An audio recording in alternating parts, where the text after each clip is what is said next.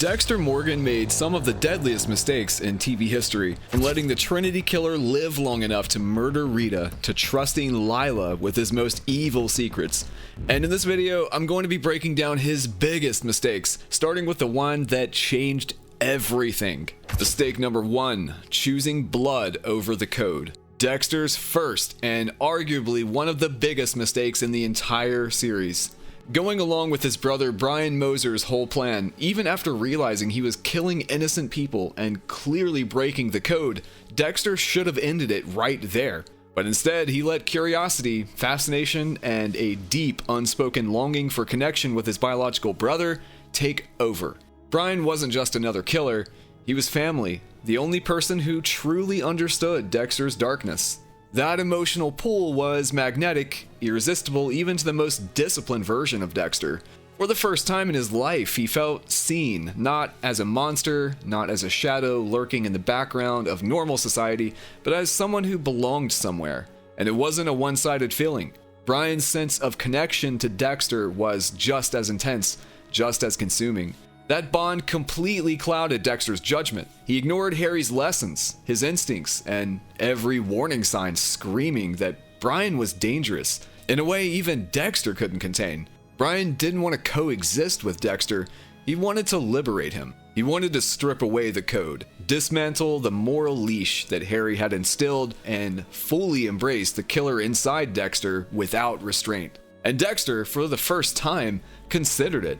He entertained Brian's philosophy, allowed him to manipulate him, let him into his life, and worst of all, let him into Deborah's life. That single decision nearly destroyed everything Dexter had built. The family he had chosen, the fragile sense of normalcy he had created, and even his own self-control. The stakes escalated to a terrifying peak when Brian kidnapped Deborah and prepared to kill her.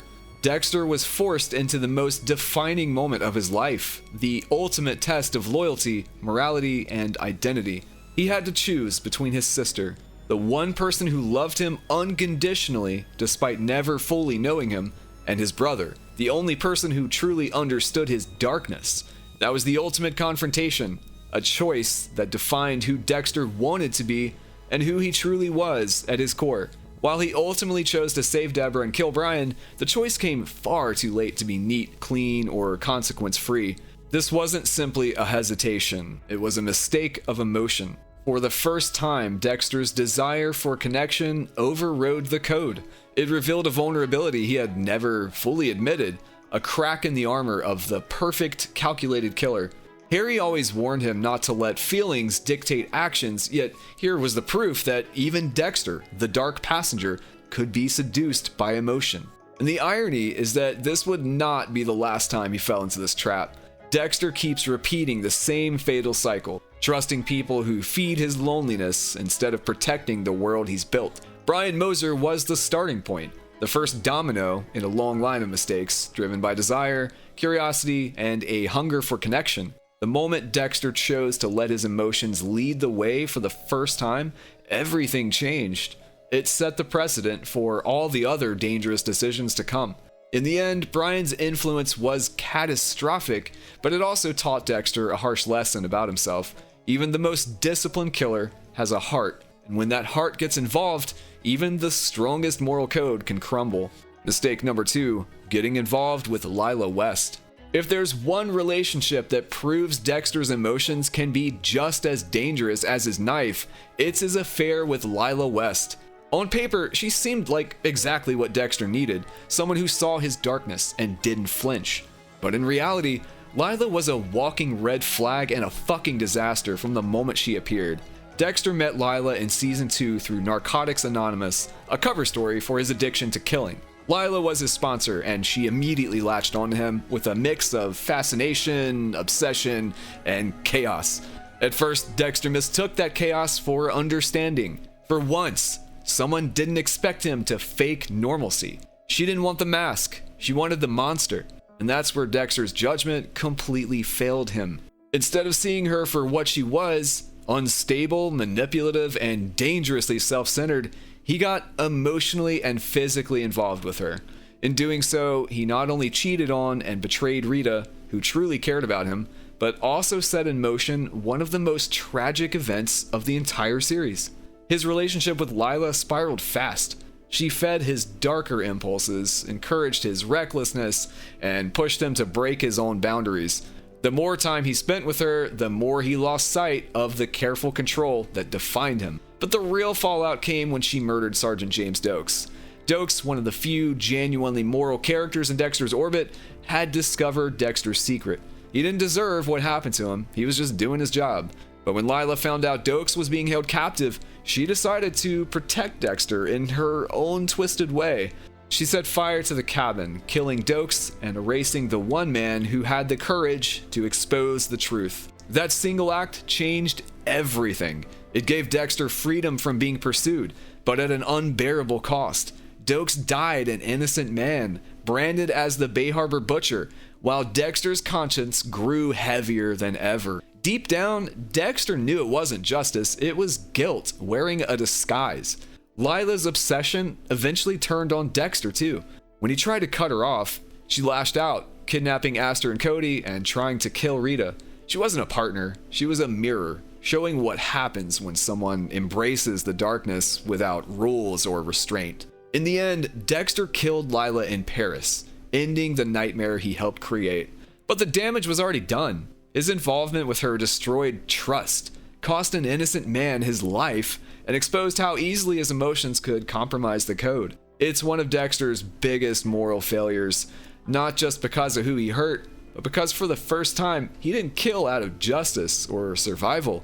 He got someone killed out of weakness. And that's something even Dexter Morgan couldn't rationalize away.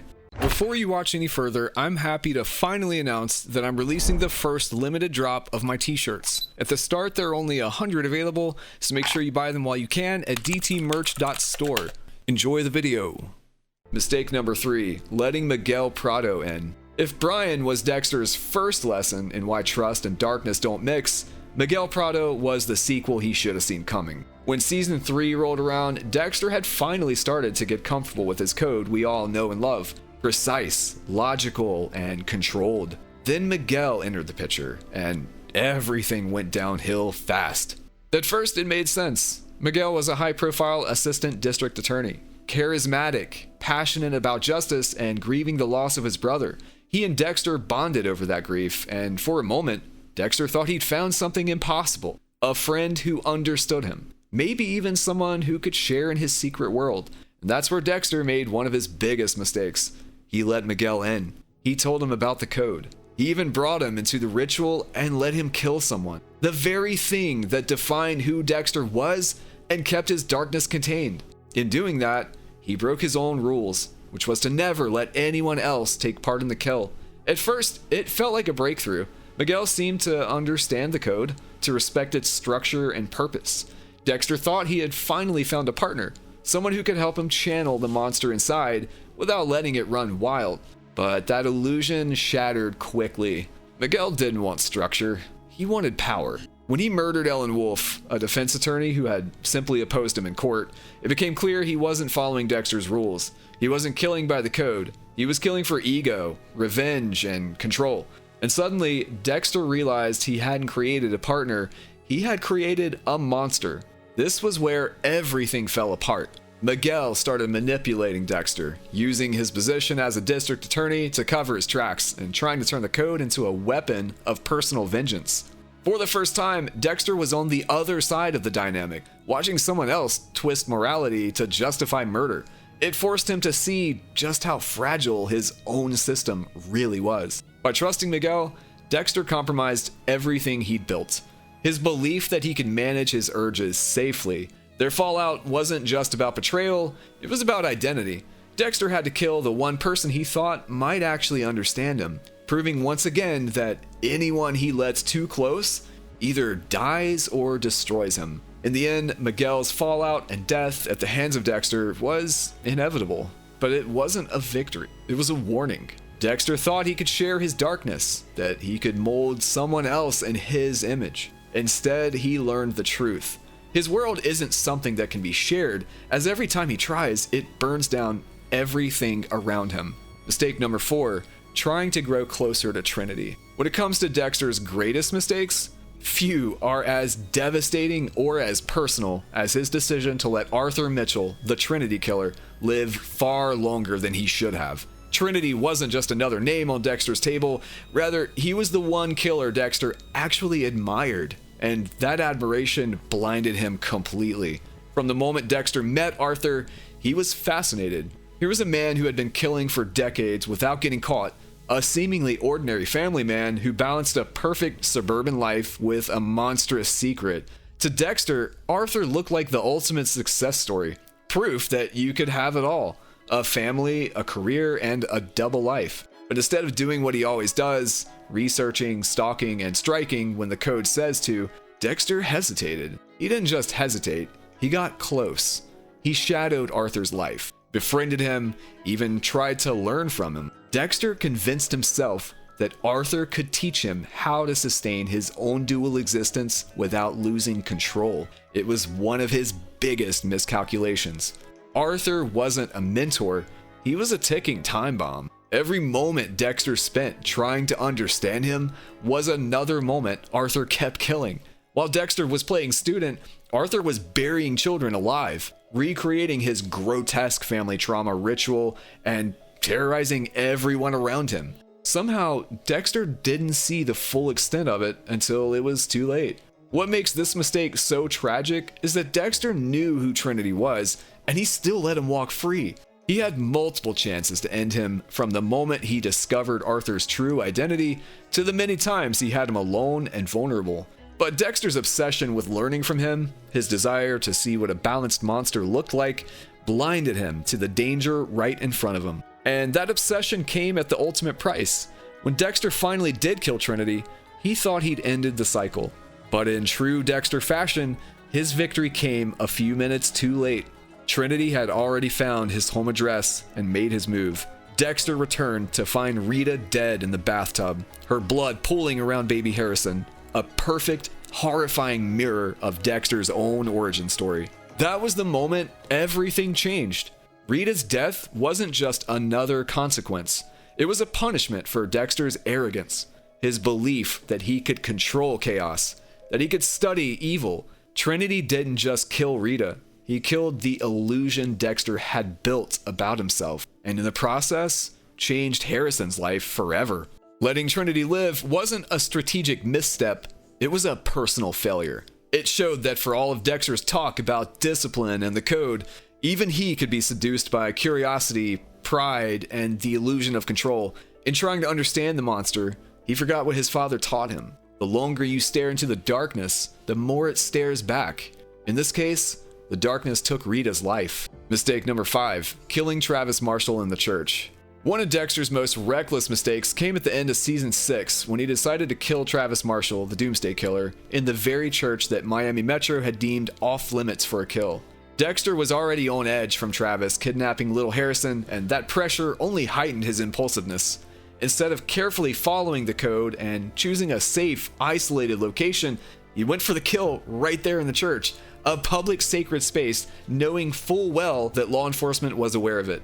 Travis wasn't just any killer. He was unstable, theatrical, and obsessed with biblical prophecy. Dexter had been tracking him carefully using his code to ensure the kill would be clean and undetectable. But at this moment, all that discipline fell away. The thrill of finally taking down Travis, combined with the personal stakes of Harrison's safety, overrode his usual caution. Choosing the church was as reckless as it was dramatic, and it instantly raised the stakes to the maximum. The timing made things even worse. That same night, Deborah arrived unexpectedly, catching Dexter in the act. For the first time, his meticulously hidden life was fully exposed to someone he loved and trusted more than anyone else. Deborah's shock and horror at seeing her brother commit murder shattered the dynamic between them instantly. The careful balance of their relationship, built over years of loyalty, shared secrets, and unspoken understanding, was fractured irreparably. Dexter's secret, once perfectly contained, was now out in the open, and the consequences were immediate and unavoidable. Dexter scrambled, trying to explain, justify, and manipulate the situation, but there was no going back. Deborah's discovery forced Dexter to confront a harsh reality. The code, no matter how rigidly followed, could not protect him from the emotional and personal consequences of his actions. His world, once carefully controlled and compartmentalized, had collapsed in an instant. What should have been a clean, calculated kill became a tipping point, shaking the foundation of his relationships and his life. Killing Travis in the church was more than just a tactical error. It was a deeply personal failure. It demonstrated how Dexter's emotions, his sense of urgency, and his desire to protect those he loved could cloud his judgment and override even decades of careful training. The kill put Deborah in direct danger, risked his freedom, and irreversibly altered the course of the series. It was a stark reminder that even the most methodical and disciplined killers are not immune to mistakes when emotion takes the wheel. In the end, Dexter survived and Travis was dead, but the cost was immense. His secret was exposed, Deborah's trust was broken, and his carefully controlled world descended into chaos. This impulsive, reckless decision was a turning point in the series and a haunting example of how even a perfect killer can falter when human emotion overrides logic. Mistake 6. Letting Saxon live. By the time Dexter encounters Oliver Saxon, the Season 8 villain, you'd think he'd learned his lesson about letting killers live too long, but old habits die hard, and Dexter's overconfidence would prove deadly once more. Oliver Saxon, a cunning and remorseless psychopath, had already shown he was capable of murder, manipulation, and extreme cruelty. Yet Dexter, confident in his ability to control the situation, underestimated just how dangerous Saxon truly was. He treated Saxon as a problem to manage, not a threat to eliminate immediately, once again. When Dexter finally had Saxon in his web, he made the fateful decision to let him live. He ignored the code, convinced that Saxon could never do him harm again, and in the back of his mind, all he wanted was to get to Argentina with Hannah McKay as fast as possible. This reckless decision revealed the fatal flaw in Dexter's character. Even the most disciplined killer can be blinded by impatience and the desire to prioritize their own agenda over immediate threats. The consequences were catastrophic. Oliver Saxon used that window of mercy to his advantage, and Dexter's overconfidence directly endangered the one person he cared about most, that being Deborah, already vulnerable and caught in the crossfire of Dexter's secret life. It all ended up culminating in her being shot. Dexter's focus on leaving for Argentina and finishing personal business blinded him to the immediate danger right in front of him, and the cost was devastating. This mistake also underscores a recurring pattern in Dexter's life. When he becomes too confident, too self-assured in his control over chaos, he leaves room for disaster. By letting Saxon live, Dexter lost the person he truly loved.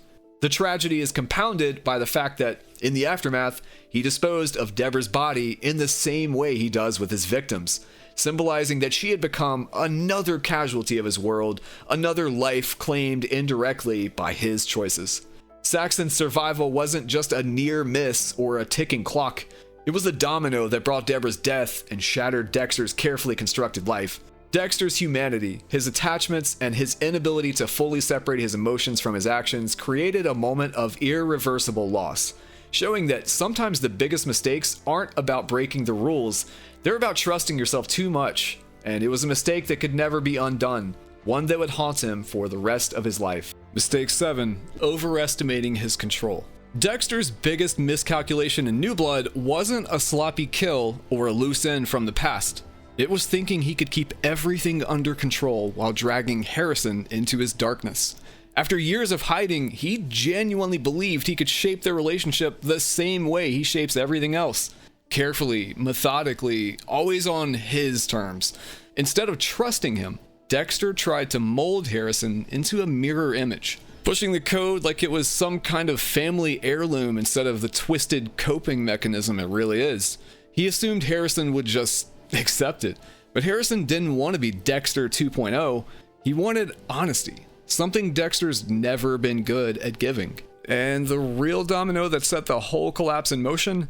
Killing Jasper Hodge, the pill maker. In Dexter's mind, it was just another justified kill. Jasper supplied the drugs that almost got Harrison killed, but what he didn't count on were the tiny wheel marks on Jasper's neck. The kind only someone like Dexter would leave. Angela spotted them at the morgue, and that single observation flipped a switch in her head. She'd seen that same kind of precision before in her research on the Bay Harbor Butcher. One dead dealer turned into a breadcrumb trail, and before long, she had Batista on the phone. It left a trail straight to his past, to Miami, and to the people who actually knew Dexter Morgan. And just like that, what he thought was a controlled situation turned into a chain reaction he couldn't stop. Mistake 8. Getting pulled into Leon Prater's world. Dexter's always had this bad habit of thinking he can wade into dangerous situations and somehow walk out clean. Anxiety-inducing. In Resurrection, that bad habit came back the second he got involved with Leon Prater's secret club. At first, it looked like a calculated move. Pretend he's another guy, keep a close eye on a threat, stay ahead of the game, protect Harrison. But like every time Dexter convinces himself he's in control, something either explodes or catches on fire. By inserting himself into Prater's underground network, Dexter didn't just stir up trouble, he gave it a key to the house. That web of power and corruption is exactly where Batista got caught and ultimately killed. And here's a problem Dexter may not see coming yet. Joey Quinn. The last time Quinn sniffed too close to Dexter, back during Stan Liddy's investigation, Deb was the only reason he backed off. But now, Liddy's dead, Deb's dead, and Batista's dead. All because of Dexter. There's no way Quinn just shrugs that off. He's a cop who's lost 3 people in the same orbit, all tied back to one man. He doesn't have a Deb to protect anymore. That voicemail scene wasn't just some throwaway. Quinn's not the kind of guy to let that sit. If he starts pulling at the edges of what happened here to Batista, Dexter's connection to Leon Prater's world could unravel fast. And don't forget, we still have good old Al, who potentially could have been killed off sooner if Dexter wasn't taking care of other mistakes he made, and who knows how many people that mistake doomed. Dexter really turned bad decisions into an art form, and honestly, we're just here to admire the mess. Every mistake is like a little gift wrapped in plastic and blood spatter. Thanks for watching, and wipe your shoes on the way out. You're tracking blood everywhere.